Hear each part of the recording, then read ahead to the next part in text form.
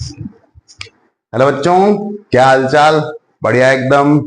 Welcome back है आपका bright mind में, जो कि आपके लिए क्या करते हैं, आपके लिए एक एजुकेशनल स्टेशन है, जहां पे अपन क्या पढ़ रहे हैं, साइंस के डिफरेंट डिफरेंट कंसेप्ट पढ़ रहे हैं।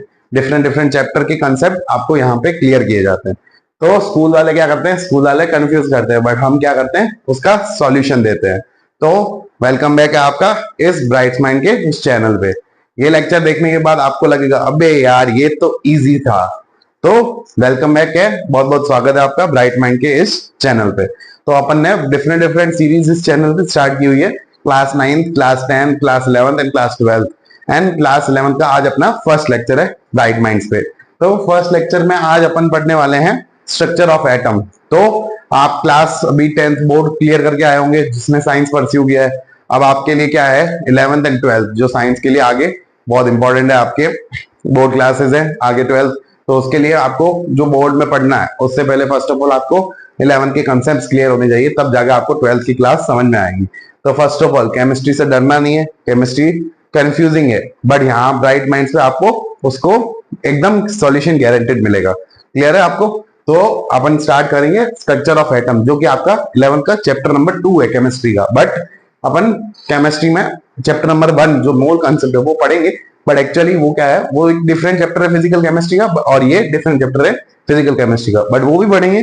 बट इसका इतना कोई लिंक नहीं है, इसीलिए मैं चाहता हूँ कि आपका जैसे 9th एंड 11th है वो थोड़ा हायर साइड में, मीन्स हायर मीन्स बोले तो कि थोड़ा टफ साइड में है आपका ये दोनों classes. But 10th and 12th overall easy होता है, मीन्स जनरली इजी कंसेप्ट होते हैं। बट 11th एंड 9th थोड़ा हायर साइड में। तो मैं चाहता हूं कि आपको फर्स्ट ऑफ ऑल थोड़ा इजी से स्टार्ट करें। मोल कंसेप्ट एज कंपेयर टू सबको थोड़ा टफ साइड में लगता है, तो स्ट्रक्चर ऑफ एटम से अपन आपके बेसिक स्टार्ट करेंगे, फिर अपन मोल कंसेप्ट पे भी आएंगे। तो फर्स्ट ऑफ ऑल जो चैप्टर अपन लेने वाले हैं स्ट्रक्चर ऑफ एटम, बहुत इंटरेस्टिंग चैप्टर है, बहुत अच्छा चैप्टर है।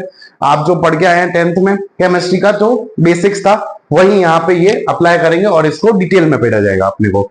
तो आई होप यहाँ से अपन स्टार्ट करने वाले हैं अपनी 11th की जर्नी। आई होप आपको सपोर्ट करेंगे और आपको भी समझ में आएगा। मैं भी आपको पूरा सपोर्ट करूंगा केमिस्ट्री के लिए कि आपको हर एक कंसेप्ट एकदम क्रिस्टल क्लियर आपको समझाया जाए। ठीक है बच्चों, आज से आपको एकदम अच्छे से पढ़ना है और अच्छे से साथ में नोट्स प्रिपेयर कीजिएगा, और कुछ समझ ना आए तो आप मेरे से कमेंट सेक्शन में पूछ सकते हैं।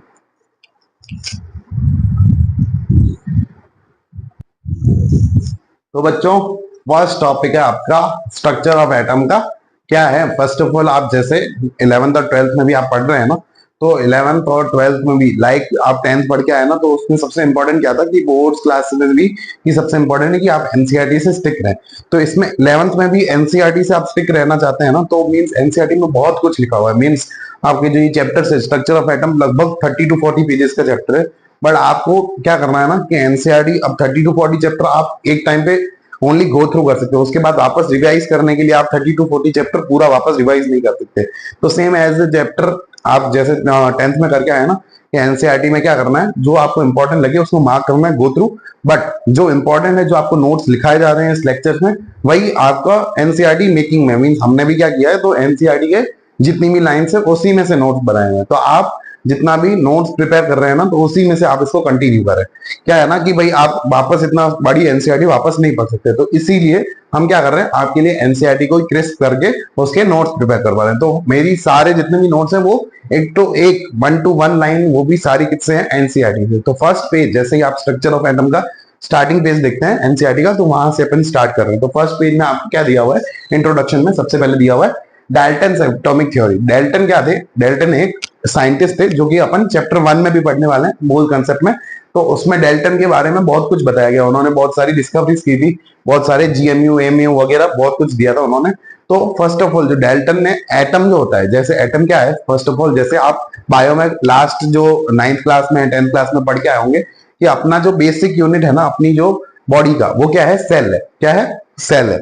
तो सेम ऐसा ही एटम क्या है, जो केमिस्ट्री का जो बेसिक यूनिट है, सबसे छोटी यूनिट है, वो क्या है, एटम है। और वो किसने बताया था, वो डाल्टन साहब ने बताया था। डाल्टन एक बहुत अच्छे साइंटिस्ट थे, उनकी बहुत सारी थ्योरीज भी है कि वो क्या क्या कर रहे थे, मींस उन्होंने क्या क्या दिया था। तो उन्हीं की बेसिस पे मींस सबसे स्टार्टिंग किसने किया था कि भाई केमिस्ट्री में किसने ढूंढा था एटम वगैरह को, तो ये डाल्टन साहब ने ढूंढा था। डाल्टन चैप्टर 1 में भी आएगा चैप्टर 2 में भी स्टार्टिंग में आपको डेल्टन एटॉमिक थ्योरी दी है, मींस एटम किसने दिया था, वो डेल्टन साहब ही थे। मींस एटम के बारे में किसने ज्यादा बताया था कि एटम क्या होता है, एटम के अंदर क्या है, तो सब कुछ। जैसे सेल में अपन ने सब कुछ पढ़ा था ना कि सेल ने रॉबर्ट हुक ने दिखी थी, फिर रॉबर्ट हुक के बाद रॉबर्ट ब्राउन आए थे जिसने न्यूक्लियस देखा था वगैरह। सेम ऐसे ही होता है कि भाई केमिस्ट्री में भी डेल्टन आते हैं फर्स्ट ऑफ ऑल इस चैप्टर में। तो डेल्टन एटॉमिक थ्योरी क्या बोलती है, first of all matter is made up of the small indivisible particle called atom. Mean सबसे पहले मैटर क्या होता है, मैटर अपन पढ़ के आए ना क्लास 9th एंड 10th में कि मैटर क्या है, air, water, gas. Means air liquid state में है, मींस गैस स्टेट में है, लिक्विड स्टेट में और सॉलिड स्टेट में। ये सब क्या है, एक चीज है जो मैटर से बनी हुई है। तो मैटर क्या है, मींस अपने अंदर को जो मटेरियल है वो किससे बना हुआ है, वो बना हुआ है is made up of the small individual particles called atom. Means सबसे जो छोटी यूनिट है वो कौन सी है, एटम की यूनिट है। ठीक है, तो सबसे बेसिक सी यूनिट है जो मैटर अपने अंदर जो बना हुआ है। मींस केमिस्ट्री में जो भी मैटर है वो किससे बना हुआ है, वो इनडिविजिबल पार्टिकल है। इनडिविजिबल मींस इसके आगे और डिवाइड नहीं कर सकते आप। जैसे आप तोड़ के और छोटा करते जाएंगे। मींस अब अपन कोई क्यूब का पार्टिकल लें, कोई चीज क्यूब ले या कोई भी क्यूब लें, तो उसको कट कर करके जो सबसे छोटा पार्टिकल है जिसको और डिवाइड नहीं कर सकते उसको क्या बोला जाता है, एटम बोला जाता है। तो first of all matter is made up of the small individual particles called atom. तो उसको क्या बोला जाएगा, एटम बोला जाएगा। Atom is in neutral condition, means atom is in neutral in nature. Means जो आप जो लास्ट में जो यूनिट आई है, जो बेसिक यूनिट है, वो कौन सी है, न्यूट्रल है। मींस ना उसके ऊपर पॉजिटिव चार्ज है ना उसके ऊपर नेगेटिव चार्ज। जैसे अपन लास्ट क्लासेस में पढ़ के आए ना, पॉजिटिव चार्ज वाले क्या होते हैं, कैटायन होते हैं, और नेगेटिव चार्ज वाले क्या होते हैं, एनायन होते हैं। तो सेम ऐसा इसके ऊपर कोई भी चार्ज नहीं है, पॉजिटिव का कि नेगेटिव का, उसके ऊपर क्या है, इक्वल चार्जेस है। मींस पॉजिटिव और नेगेटिव इक्वली नेचर में है, इक्वली क्वांटिटी में है, तो इसीलिए ये क्या है, न्यूट्रल है। तो atom is in neutral in nature. Atom क्या होता है, न्यूट्रल होता है। तो देखिए थर्ड पॉइंट आपका डेल्टन एटॉमिक थ्योरी क्या बोलती है, Dalton atomic theory, all the atoms of an element are identical but atoms of the different element are different from each other। means अब आपके क्या होते हैं, जितने भी एक ही एलिमेंट है, मींस मान लो कार्बन का कोई एलिमेंट है, अपन लास्ट क्लासेस में क्लास 10th में पढ़ के आए ना कि कार्बन एंड कंपाउंड, तो सेम वैसा ही ये ना, कार्बन का कोई एलिमेंट है तो कार्बन के जितने भी एलिमेंट, मतलब कार्बन का जो कोई मैटर है, कार्बन का वही पार्टिकल है, कार्बन के अंदर जितने भी एटम्स होंगे ना वो सारे एक ही नेचर के होंगे, मींस आइडेंटिकल होंगे, एक दूसरे से सिमिलर होंगे।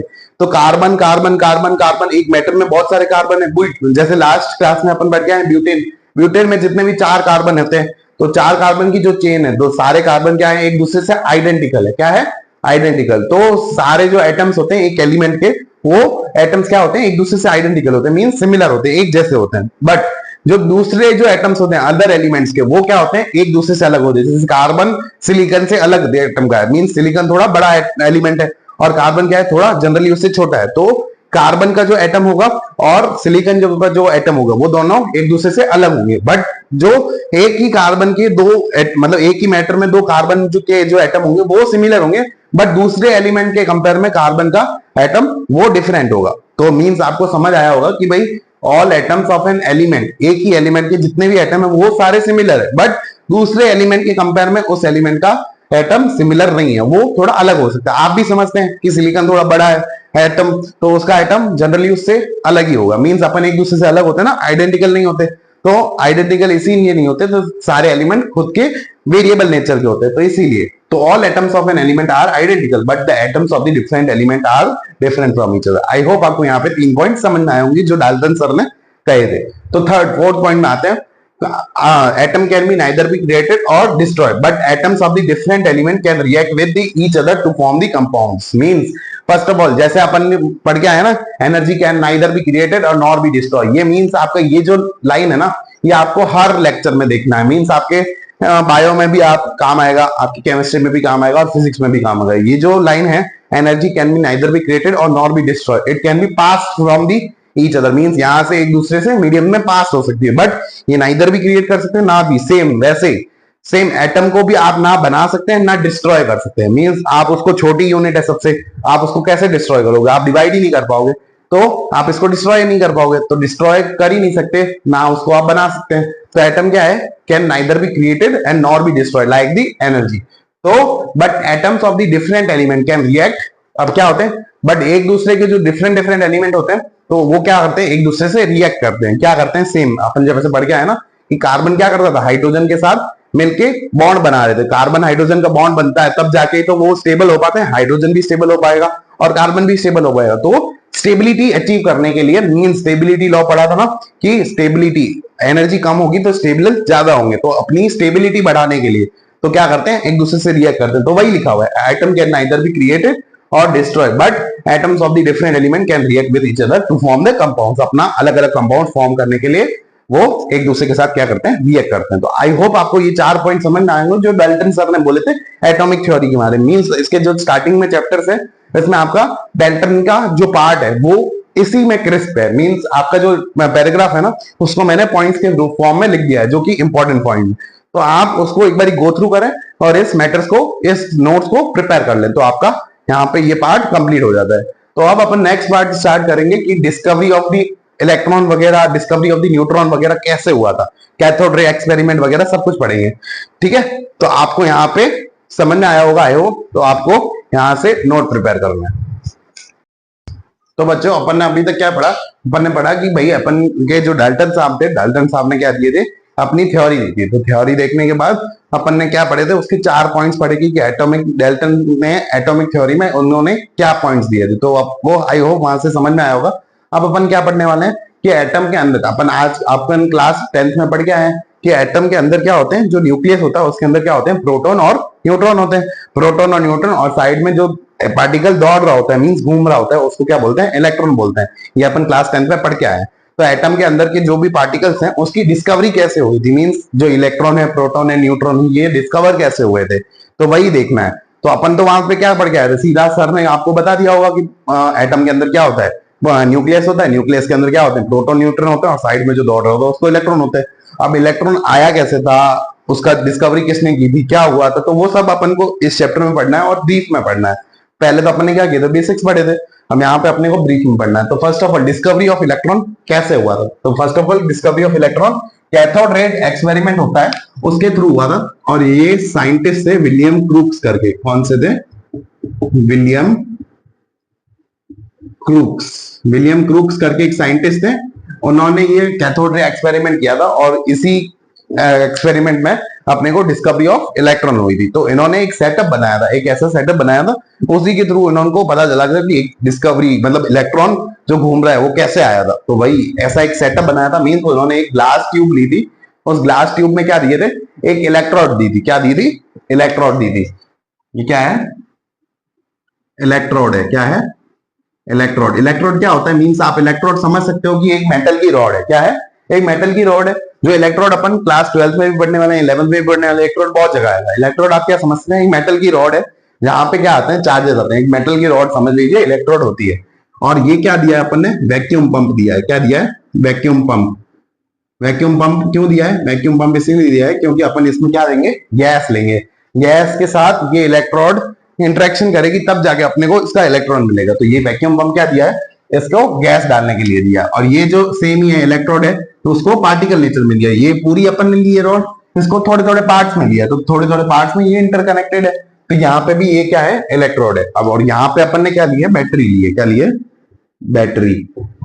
तो बैटरी तो आप लोग जानते ही होंगे, इसको ग्राफिकली ऐसा प्रेजेंट करते हैं, अपन क्लास 10 में पढ़ गए हैं। जो छोटा वाला पार्टिकल होता है वो क्या होता है, नेगेटिव नेचर का होता है। बड़ा वाला पार्टिकल क्या होता है, मींस जो रॉड होती है वो पॉजिटिव होती है। तो यहां से अब नेगेटिव चार्जेस जाएंगे, यहां से नेगेटिव चार्जेस इलेक्ट्रोड को क्या देंगे, नेगेटिव चार्जेस देंगे। तो इसके कारण ये इसको क्या बोल दिया जाएगा, कैथोड बोल दिया जाएगा। क्या बोल दिया जाएगा, कैथोड। ये क्या होता है, नेगेटिव नेचर का होता है। यहाँ पे क्या आ जाएंगे, पॉजिटिव चार्जेस आ जाएंगे, तो ये क्या होगा, एनोड हो जाएगा। क्या हो जाएगा, एनोड। इसीलिए अब नेगेटिव चार्जेस के कारण ये क्या हो गया, रॉड हो गई कैथोड हो गई, और ये रॉड क्या हो गई, एनोड हो गई। तो आई होप यहाँ से चार्जेस के कारण ये आपको समझ में आया होगा कि इसको क्या बोलेंगे, कैथोड बोलेंगे, और उसको क्या बोलेंगे, एनोड बोलेंगे। अब क्या होगा, अब एक्सपेरिमेंट स्टार्ट करते हैं। अब ये एक्सपेरिमेंट कितने में स्टार्ट होता है, मींस बैटरी की वैल्यू जो होती है वो 10,000 वोल्ट लेनी है आपको। क्या लेनी है, 10,000 वोल्ट। मींस आपकी जो बैटरी की जो वैल्यू होगी बहुत ज्यादा होनी चाहिए, तभी ये एक्सपेरिमेंट वर्क करेगा। क्योंकि अब अपन इसमें क्या करने वाले हैं, फर्स्ट ऑफ ऑल यहाँ वैक्यूम पंप की हेल्प से इसमें हाइड्रोजन गैस अपन डालेंगे। क्या डालेंगे, हाइड्रोजन गैस। हाइड्रोजन गैस में आपको पता है कि बाहर में इलेक्ट्रॉन दौड़ रहे हैं, तो इलेक्ट्रॉन दौड़ रहे हैं, वो जब इस चार्जेस, बैटरी के चार्जेस के कारण इंटरेक्ट करेंगे तब जाके अपने को रे मिलेगी। वो रे में अपने को पता चलेगा कि वो रे किसकी है, इलेक्ट्रॉन्स की रे है। तो फर्स्ट ऑफ ऑल जब वैक्यूम पंप की हेल्प से आप H2 गैस को इस सेटअप के अंदर डालेंगे, तो फर्स्ट ऑफ ऑल आपको इसमें जो बैटरी का जो चार्ज लेना वो 10,000 वोल्ट के नियर बाय और उससे ज्यादा ही लेना है। इसी इतना लोगे तब जाके ये एक्सपेरिमेंट वर्क करेगा। तो 10,000 वोल्ट पे आपको इसकी बैटरी लेनी है। तो बैटरी जैसे ही आप इसका सेटअप स्टार्ट करोगे, मीन बैटरी को स्टार्ट करोगे ना, तो नेगेटिव चार्जेस यहाँ पे जाएंगे और पॉजिटिव चार्जेस यहाँ पे जाएंगे। तो नेगेटिव चार्जेस जैसे ही इस कैथोड पे जाएंगे, मीन इलेक्ट्रोड पे जाएंगे, तो क्या होगा, अपन ने H2 गैस पहले से वैक्यूम पंप के हेल्प से H2 गैस को इस सेटअप में डाल दिया और वैक्यूम पंप को बंद कर दिया। अब H2 गैस ऑलरेडी इस सेटअप में प्रेजेंट है। जैसे ही आपने बैटरी स्टार्ट की, तो बैटरी स्टार्ट करने के बाद नेगेटिव चार्जेस यहाँ पे आएंगे, मींस इसमें सेटअप में क्या दौड़ेगा, करंट दौड़ेगा। करंट दौड़ने के कारण इलेक्ट्रॉन, करंट दौड़ने के कारण अब क्या होगा, H2 गैस ऑलरेडी प्रेजेंट है, करंट दौड़ेगा। तो अब क्या होगा, दोनों इंटरेक्ट करेंगे। दोनों के इंटरेक्शन के बाद एक रे निकलेगी। क्या निकलेगी, एक स्ट्रेट रेज निकलेगी। यहां तक एक स्ट्रेट रेज आपको इस सेटअप में देखने को मिलेगी। ये जो रेज होती है, इन रेज को बोला जाता है कैथोड रेज। क्या निकल बोला जाता है, कैथोड रेज। ये जनरली कैथोड से निकल रही है ना, इसीलिए इनका नाम क्या पड़ गया है, कैथोड रेज बढ़ गया है। मींस जो यहाँ से कैथोड से आपको जब भी जैसे आप बैटरी को स्टार्ट करोगे और H2 गैस अपन ने डाल रखी है, तो उन दोनों के इंटरेक्शन के कारण क्या होगी, ऐसी रेस दिखेगी। वो रेस कैसे दिखेगी, मींस आपको जनरली ऐसी रेस ट्रेवल करती हुई नहीं दिखेगी। आपको दिखेगा ये क्या होती है, ZNS स्क्रीन होती है, जिंक सल्फर की एक सल्फाइड की स्क्रीन होती है जो चमकेगी। क्या करेगी, चमकेगी। मींस जैसे ही आप ये सेटअप को स्टार्ट करोगे ना, थोड़े टाइम के बाद आप देखोगे ये जो अपन ने जो यहाँ पे ये सेटअप लगाया ना, यहाँ पे ZNS की स्क्रीन लगाई है।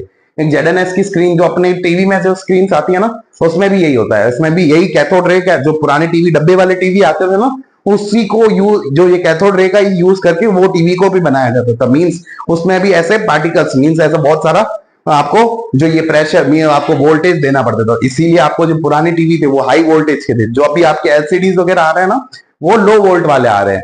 तो वहां पे इतनी आपको वोल्टेज नहीं देनी पड़ती, बट जो पुराने टीवी थे उसमें ज्यादा वोल्टेज देना पड़ता था। तो ज्यादा वोल्टेज दोगे तभी जाके वो इंटरेक्ट करेंगे। उसमें आपको पता होगा कि एक डब्बे जैसे टीवी को आप खोल के देखोगे ना, तो उसमें एक ट्यूब लाइक स्ट्रक्चर लगा हुआ था। मींस आगे से बहुत बड़ा था। उस ट्यूब में क्या भरी जाती थी, गैस भरी जाती थी।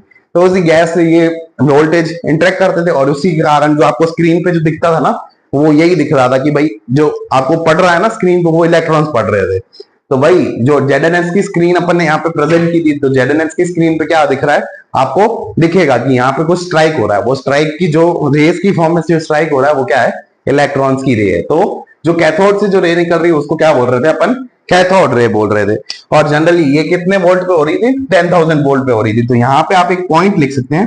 पॉइंट क्या लिखेंगे, when sufficient voltage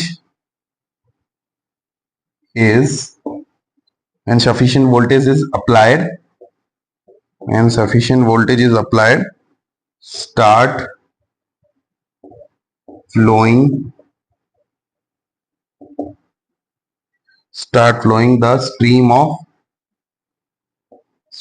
the stream of particles from cathode means negative to anode means positive, that is particles are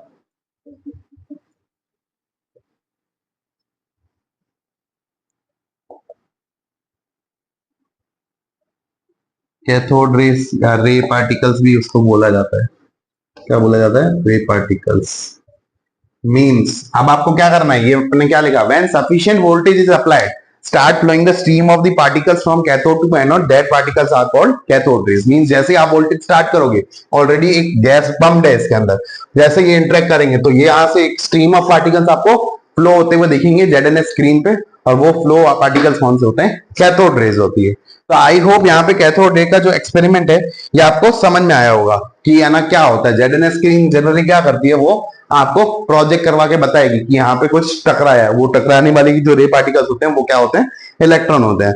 ठीक है, तो अब अपने को यहाँ पे कैथोड रे के एक्स मतलब जो क्या है कैरेक्टरिस्टिक देखने की, भाई कैथोड रे कब दिखती है, क्या होता है, मींस इसके अंदर जो पार्टिकल्स है वो कौन से हैं। तो भाई कैरेक्टरिस्टिक्स अपन यहाँ पे अब लिखने जा रहे हैं कि भाई अपने को कैथोड रे के जो कैरेक्टरिस्टिक्स है वो लिखने हैं। तो यहाँ पे आई होप यहाँ पे समझ में आया होगा कि आपको कैथोड रे एक्सपेरिमेंट क्या था और किसने दिया था। विलियम क्रूक्स नाम के साइंटिस्ट है, उन्होंने दिया था। और आपके जो पुराने टीवी आते थे वो भी इसी बेस पे होते थे। तो यहाँ से अपन ने क्या की, डिस्कवरी ऑफ इलेक्ट्रॉन की। अब यहाँ पे अपन को क्या देखना है, कैरेक्टरिस्टिक्स ऑफ दी। तो बच्चों अब अपन क्या देख रहे हैं, characteristics of the cathode rays. Mean आप कैरेक्टरिस्टिक्स क्या होते हैं, मीन कैथोड रे कैसे दिखती है, कैसे मूव करती है वगैरह, कैरेक्टरिस्टिक्स होते हैं ना किसी। तो वैसे ही अपने को यहाँ पे क्या देखना है, इसके कैरेक्टरिस्टिक्स देखना है। तो फर्स्ट ऑफ ऑल यहाँ पे जो मैंने अपन ने यहाँ पे जो सेटअप में जो एक्सपेरिमेंट किया था उसी के बेसिस पे अपन के कैथोड रे आई थी। कैथोड रे की कैरेक्टरिस्टिक देखें, मीन कैथोड रे कैसे होती है, move in the straight line. हमेशा कैथोड रे क्या करती है, स्ट्रेट लाइन में मूव करती है हमेशा। कैथोड मीन नेगेटिव वाले से पॉजिटिव वाले में जो मूव कर रही है वो रेस, वो कैसी होती है, स्ट्रेट लाइन में मूव कर रही है। जैसे करंट दौड़ रहा है ना, इलेक्ट्रॉन के आगे इलेक्ट्रॉन, इलेक्ट्रॉन इलेक्ट्रॉन एक स्ट्रेट लाइन में मूव कर रहे हैं, तो वो स्ट्रेट लाइन में मूव कर रहे हैं। तो सेम ऐसे कैथोड रे भी क्या कर रही है, move in the straight line. जैसे अब आप बैंड थ्योरी में पढ़ेंगे, फिजिक्स में आएगी आपकी 12th में बैंड थ्योरी, तो उसमें आपको पता चलेगा कि करंट कैसे दौड़ता है। तो सेम वैसे ही इलेक्ट्रॉन कैसे दौड़ते हैं, एक स्ट्रेट लाइन में मूव करते हैं। तो इलेक्ट्रॉन यानी जो कैथोड रेज है वो कैसे स्ट्रेट कर रही है, स्ट्रेट लाइन में मूव कर रही है। फर्स्ट ऑफ ऑल आपको कैरेक्टरिस्टिक है। तो सेकंड कैरेक्टरिस्टिक देखते हैं, disturb the obstacle in the there path. Means अब बीच में आपकी क्या आ रही है, अपन को यहां से मूव कर रहा है। मींस आप क्या कर रहे हो, बैटरी के थ्रू इलेक्ट्रोड में करंट ही तो पास करवा रहे हो। तो करंट पास करवाने में बीच में अपन ने क्या देखी थी, हाइड्रोजन गैस पंप की हुई है। तो हाइड्रोजन गैस पंप है बीच में, तो वो क्या है, इसके लिए ऑब्स्टेकल है। क्या है, ऑब्स्टेकल। तो बीच में जो भी ऑब्स्टेकल आएगा वो उसको क्या करेगी, डिस्टर्ब कर देगी। तो हाइड्रोजन गैस जो बीच में आ रही है वो क्या कर रही है, उसको ऑब्स्ट्रेक्ट कर रही है। Disturb the obstacle in their path means वो डिस्टर्ब कर देगी, जो भी बीच में आएगा उसको डिस्टर्ब कर दिया जाएगा। तो सेकंड पॉइंट आपको समझ में आया। तो थर्ड पॉइंट पे आते हैं, made up of the negatively charge particles called electron. वो अब जैसे करंट दौड़ रहा है ना, इलेक्ट्रॉन से इलेक्ट्रॉन जोड़ के एक लाइन में मूव कर रहे हैं, तो वही क्या होते हैं, इलेक्ट्रॉन्स होते हैं। जो अब ये जो पार्टिकल के फॉर्म में क्या हो रहा है, अब ये स्ट्रेट लाइन में कैसे मूव कर रहे हैं, जैसे यहाँ पे बता देता हूं मैं आपके, ये इलेक्ट्रॉन जुड़ा हुआ है, ये इलेक्ट्रॉन जुड़ा हुआ है, ये इलेक्ट्रॉन जुड़ा हुआ है, ये इलेक्ट्रॉन जुड़ा हुआ है, ये इलेक्ट्रॉन जुड़ा हुआ है। अब ये क्या कर रहे हैं, एक स्ट्रेट लाइन में मूव कर रहे हैं। तो ये स्ट्रेट लाइन में मूव कर रहा है ना, वो एक रे की फॉर्म में दिख रहा है आपको, बट ये छोटे छोटे क्या है, पार्टिकल्स है। वो पार्टिकल कौन से हैं, इलेक्ट्रॉन्स है, जो कि नेगेटिवली चार्ज है। क्या है, नेगेटिवली चार्ज। तो आपको कैरेक्टरिस्टिक समझ में आया कैथोड रेज के क्या थे। फर्स्ट ऑफ ऑल को क्या करते हैं, move in the straight line, straight line में मूव कर रहे हैं और बीच में जो भी ऑब्स्टेकल आ रहे हैं उसको भी डिस्टर्ब कर रहे हैं। और थर्ड पॉइंट क्या था, वो एक नेगेटिव पार्टिकल, जो छोटे पार्टिकल्स हैं कैथोड रेज में, वो क्या है, इलेक्ट्रॉन है। तो आपको यहां से डिस्कवरी ऑफ द इलेक्ट्रॉन समझ में आया कि क्या होता है, कि कैसे डिस्कवरी हुई थी एक कैथोड रे के एक्सपेरिमेंट से। अब आते हैं अपन स्पेसिफिक चार्ज पे। अब क्या होता है स्पेसिफिक चार्ज, क्या होता है, आपका जो चार्ज है मींस अब इलेक्ट्रॉन का कुछ तो का चार्ज है, मींस यहाँ पे जो ये नेगेटिव जो साइन दिख रहा है उसका कुछ तो चार्ज है ना, मींस यहाँ पे जो नेगेटिव आया वो उसका कोई एक स्पेसिफिक वैल्यू होती है। मींस वो स्पेसिफिक वैल्यू अपन आगे देख रहे हैं कि इलेक्ट्रॉन की कितनी वैल्यू होती है। तो सेम जो ये चार्ज आया उसकी कोई स्पेसिफिक वैल्यू होती है नंबर्स में। तो यहाँ पे स्पेसिफिक चार्ज क्या होता है, स्पेसिफिक चार्ज यही होता है कि ऊपर उसका चार्ज की जो वैल्यू है और नीचे उसका मास, मींस इलेक्ट्रॉन का क्या होता है, मास होता है। जैसे अपन सबका कोई मास है, अपना सबका कोई वेट है।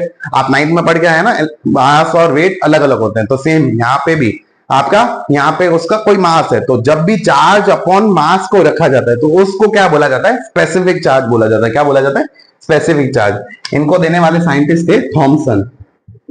कौन थे, थॉमसन जो थे, इन्होंने स्पेसिफिक चार्ज को दिया था। स्पेसिफिक चार्ज मींस जो आपका चार्ज का जो वैल्यू है, charge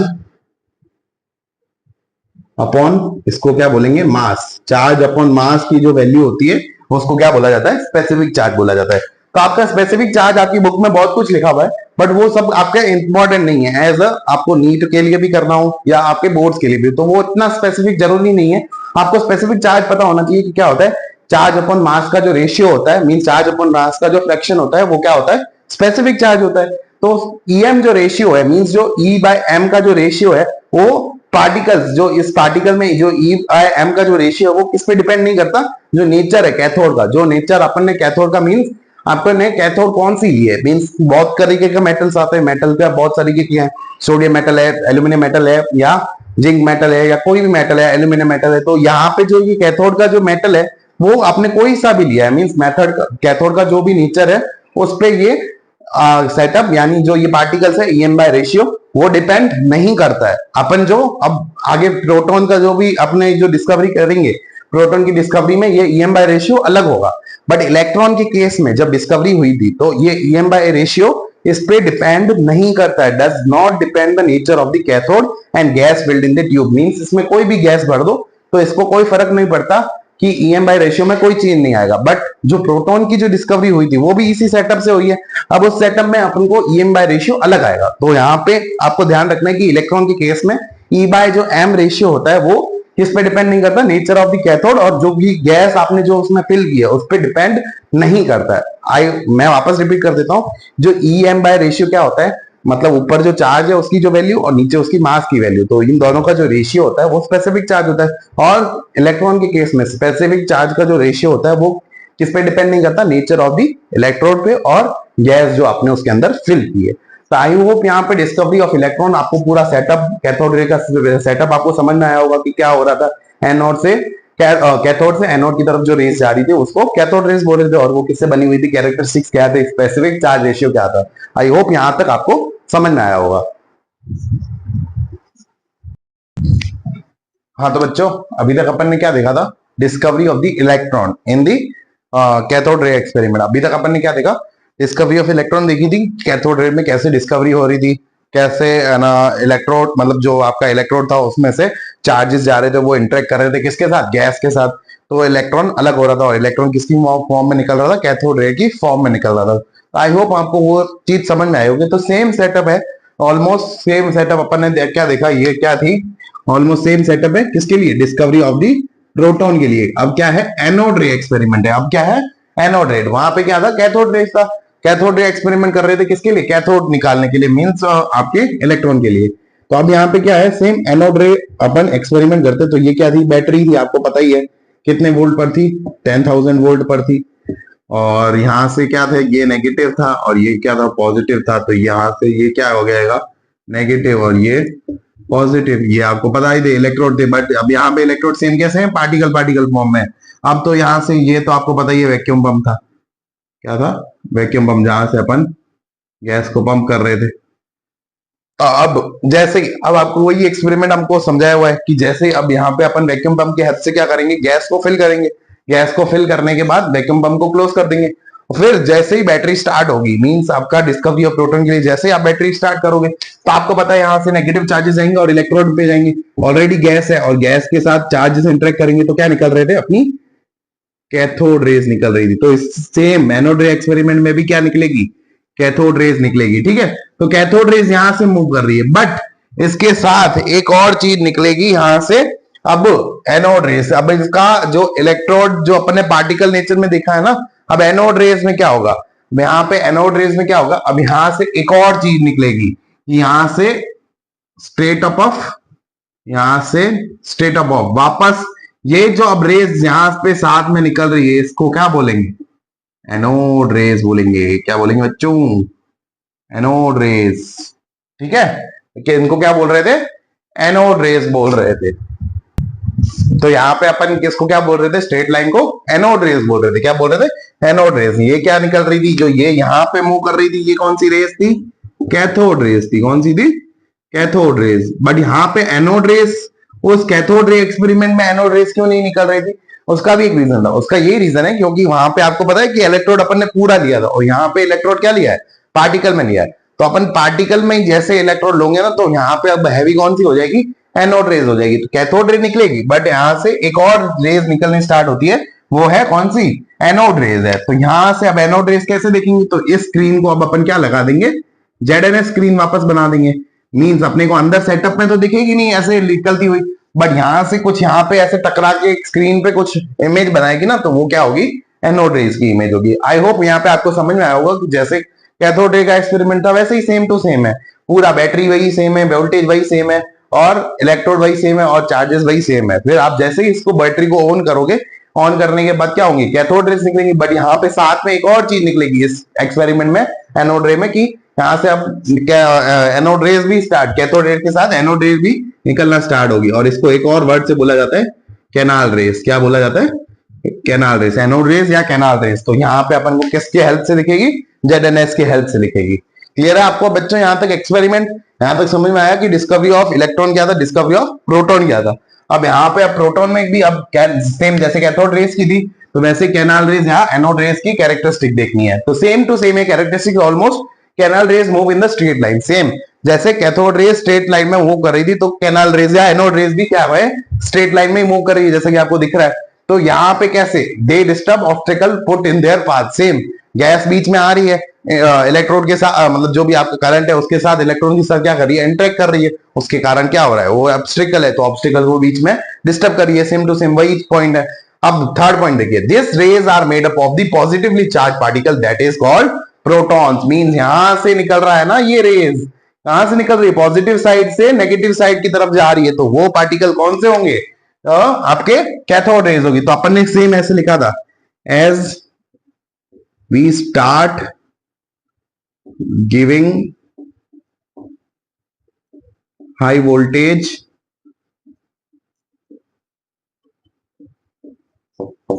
the stream of particle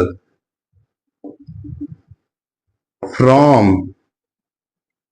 anode to cathode, not cathode to anode. Cathode to anode जाएगा तो मींस कैथोड रे हो जाएगी, बट यहाँ पे anode to cathode means negative to, sorry, anode means positive to negative cathode, तो that is anode rays. उसको क्या बोलेंगे, एनोड रेज बोलेंगे। क्लियर है बच्चों। तो यहां से अब कैरेक्टरिस्टिक्स आपको समझ में आई, क्या था experiment, characteristics same to same है।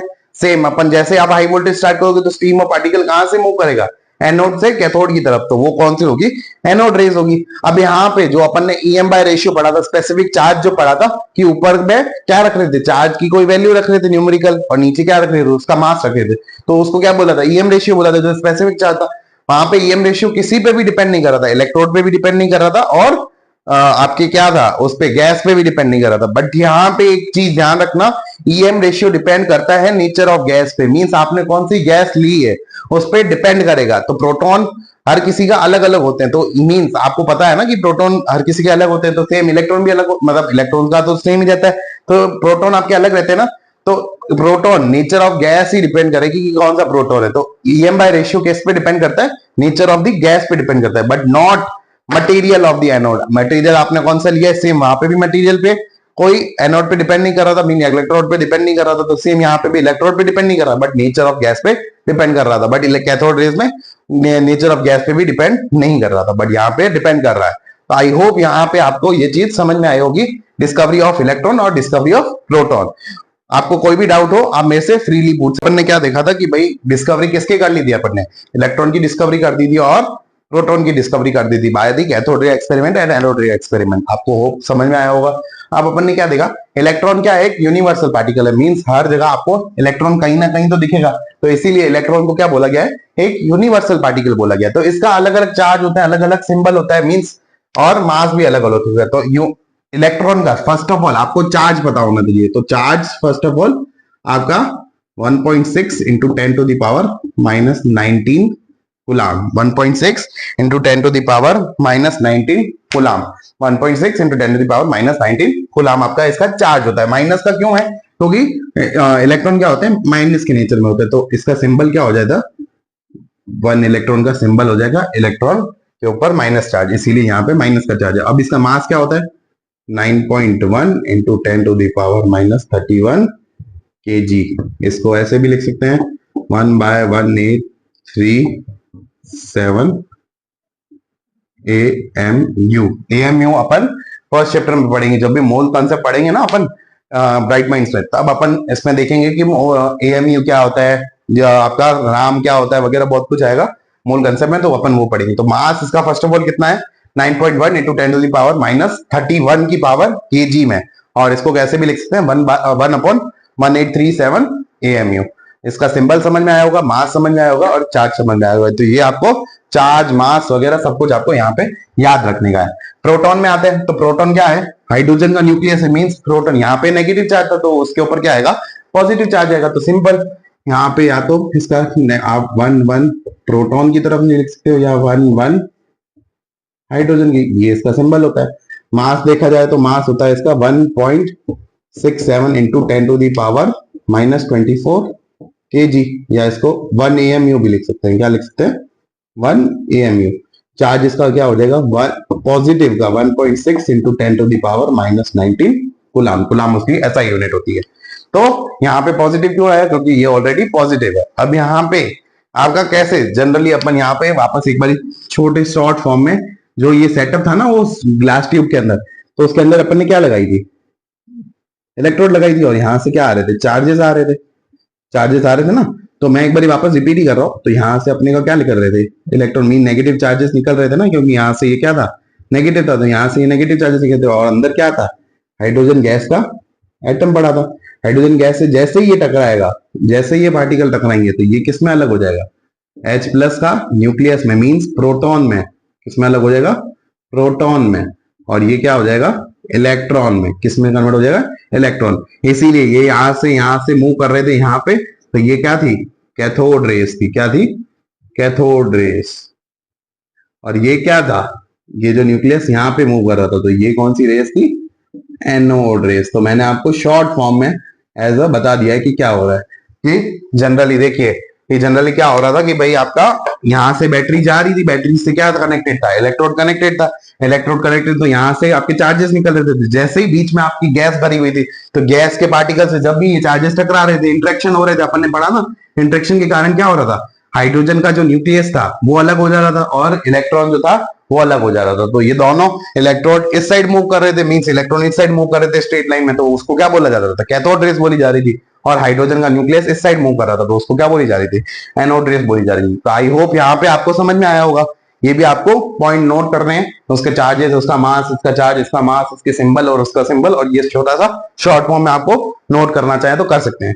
तो अब अपन यहाँ पे किस पे आते हैं, डिस्कवरी ऑफ द न्यूट्रॉन पे आते हैं। अब न्यूट्रॉन कैसे डिस्कवर हुआ था वो देखते हैं, फिर थॉमसन एटॉमिक मॉडल वगैरह वो अपन नेक्स्ट लेक्चर में देखेंगे। तो हम अपन यहाँ पे क्या देखने जा रहे हैं कि अब अपन क्या पढ़ने जा रहे हैं, डिस्कवरी ऑफ न्यूट्रॉन पढ़ने जा रहे हैं। क्या पढ़ने जा रहे हैं, discovery of neutron.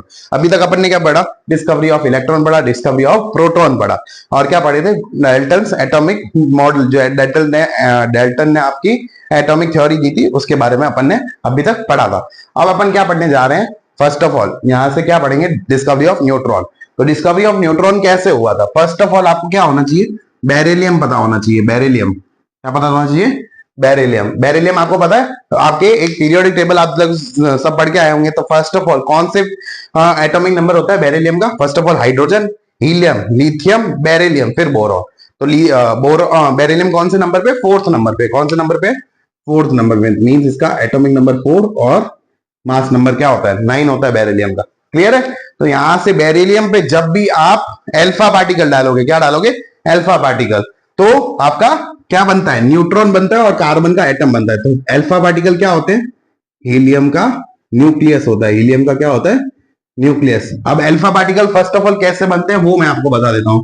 Alpha particle में फर्स्ट ऑफ ऑल हीलियम में क्या होता है, 2 प्रोटॉन, 2 न्यूट्रॉन और 2 इलेक्ट्रॉन। क्या होता है, हीलियम क्या है, नोबल गैस है। आप लोग सब पढ़ के आए हैं ये क्लास 10th में कि नोबल गैस होती है। तो कार्बन एंड कंपाउंड्स में अपन ने पढ़ा था कि कार्बन ऑफ कंपाउंड्स में क्या पढ़ा है कि स्टेबल होने के लिए क्या होती है, अपन को नोबल गैस का कंफिग्रेशन लेना पड़ता है। तो हीलियम एक टाइप की क्या है, नोबल गैस है। तो उसके अंदर क्या पढ़े हैं, 2 प्रोटॉन पढ़े, 2 न्यूट्रॉन पढ़े और 2 इलेक्ट्रॉन पढ़े। अब जब भी इलेक्ट्रॉन को बाहर निकाल दोगे, क्या कर दोगे, रिलीज कर दोगे, तो ये क्या बना देगा, ये हीलियम का न्यूक्लियस बन जाएगा। क्या बन जाएगा, हीलियम का न्यूक्लियस। और हीलियम के न्यूक्लियस को क्या बोलते हैं, अल्फा पार्टिकल बोला जाता है। ये 2 प्रोटॉन और 2 न्यूट्रॉन को क्या बोला जाता है, अल्फा पार्टिकल बोला जाता है। तो आपको अब पता होना चाहिए कि जब इलेक्ट्रॉन निकाल दोगे आप हीलियम के पार्टिकल से, हीलियम से जो 2 इलेक्ट्रॉन निकाल दोगे तो हीलियम का न्यूक्लियस बनेगा। तो उस हीलियम के न्यूक्लियस को क्या बोलते हैं, अल्फा पार्टिकल बोलते हैं। तो ये जो बोला है ना, तो ये लोग क्या है, ये क्या है, अल्फा पार्टिकल है। जब भी आप बेरिलियम के ऊपर अल्फा पार्टिकल का बॉम्बार्डमेंट करोगे तो क्या बनेगा, 12 और 6 का एक कार्बन पार्टिकल बनेगा और एक न्यूट्रॉन बनेगा जिसका मास ये होगा और एटॉमिक नंबर 0 होता है। तो यहां से गिनो, 9 + 4 13 होते हैं। तो 9 + 4 13 सेम होने चाहिए। तो 12 और 1 ये 13 मैच हो रहे हैं। 4 + 2 6, तो यहाँ पे इसीलिए 6 यहाँ पे पूरा हो जाता है कार्बन का, इसीलिए यहाँ पे कुछ नहीं है। तो ये आपका क्या बन गया, न्यूट्रॉन का पार्टिकल बन गया। तो ये क्या आया आपके पास, न्यूट्रॉन आया। क्या आएगा, न्यूट्रॉन। तो फर्स्ट ऑफ ऑल जब भी डिस्कवरी ऑफ न्यूट्रॉन होगा तो बेरिलियम के ऊपर अल्फा पार्टिकल का जब बॉम्बार्डमेंट करेंगे तो कार्बन का एटम बनेगा और साथ में ही बनेगा न्यूट्रॉन। तो ऐसे ही जब जेम्स चैडविक, ये डिस्कवरी किसने की थी? जेम्स चैडविक ने। किसने की थी? James Chadwick. अब जब भी जेम्स चैडविक ने देखा था, ये बेरिलियम के ऊपर कुछ रिसर्च कर रहे थे, तब जब इन्होंने बेरिलियम के ऊपर अल्फा पार्टिकल डाले तो इनके पास क्या मिला? एक कार्बन का एटम मिला और एक न्यूट्रॉन पार्टिकल जिसका एक मास आ रहा था। इनका जनरली क्या होता है? एक मास होता है, तो उनका एक मास आ रहा था, तो एक पार्टिकल बन रहा था, तो उन्होंने उस पार्टिकल का नाम क्या दिया था? जेम्स चैडविक ने न्यूट्रॉन दिया था। तो आपको न्यूट्रॉन का मतलब अल्फा जो ये पार्टिकल है उसका कुछ ध्यान होना चाहिए। अल्फा पार्टिकल का बहुत चीजें कुछ ध्यान होनी चाहिए। फर्स्ट ऑफ ऑल इसका सिंबल क्या होता है? अल्फा पार्टिकल का सिंबल, हीलियम का जो न्यूक्लियस होता है यही इसका सिंबल होता है। और इसका मास, मास क्या होता है? 4 AMU होता है। अल्फा पार्टिकल का मास 4 AMU। चार्ज, चार्ज डबल होता है जनरली, डबल ऑफ जो आपका प्रोटॉन का जो चार्ज होता है उसका डबल होता है अल्फा पार्टिकल का चार्ज। और लास्ट में आप उसका देख सकते हैं सिंबल, सिंबल को रिप्रेजेंट कर सकते हैं with the help of 4N2 helium. ये आपका क्या हो गया? ये अल्फा पार्टिकल के बारे में थोड़ी सी इंफॉर्मेशन हो गई आपके लिए कि सिंबल इसका क्या मींस आपका इसका जो सिंबल है ये हीलियम का क्या होता है? न्यूक्लियस होता है। इसको एक और तरीके से भी आप लिख सकते हैं। और मास क्या होता है? 4 AMU होता है। और चार्ज क्या होता है? जनरली जो आपका प्रोटॉन का डबल होता है। तो ये होता है आपका अल्फा पार्टिकल का। कुछ चीजें आपको बता दी, अल्फा पार्टिकल कैसे बनता है वो भी बता दिया, और न्यूट्रॉन की डिस्कवरी कैसे हुई थी वो भी बता दी। अब आपका जो स्पेसिफिक चार्ज रेशियो होता है, first of all I will rub this.